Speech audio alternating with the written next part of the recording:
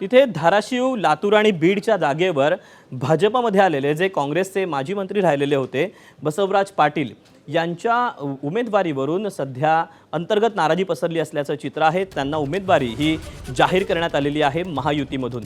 या जागेवर लढण्यासाठी अरविंद निलंगेकर, दत्ता कुलकर्णी, ओमप्रकाश शेटे उत्सुक होते।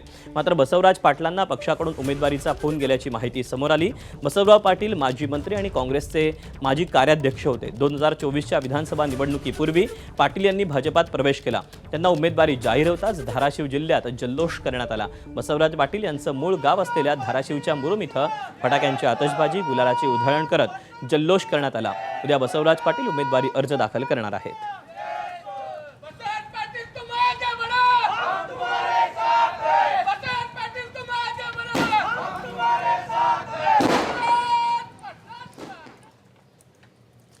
दरम्यान बसवराज पाटील यांना उमेदवारी जाहीर होताच महायुतीमध्ये सध्या नाराजी पाहायला मिळते आहे। भाजपचे जिल्हाध्यक्ष दत्तात्रय कुलकर्णी हे मात्र या सगळ्या उमेदवारीवरून नाराज असल्याचं बोललं जात आहे। फेसबुक आणि इंस्टाग्रामवर पोस्ट करून दत्ता कुलकर्णींनी आपली नाराजी व्यक्त केली। कुणाशीच साधू नये जवळीक इतकी की दूर जाता घाव काळजावर होतील अशा शब्दात कुलकर्णींनी नाराजी व्यक्त केली। भाजपनं बसवराज पाटलांना उमेदवारी दिल्यानंतर कुलकर्णींनी ही पोस्ट केल्यानं आता विविध चर्चा या रंगू लागल्यात।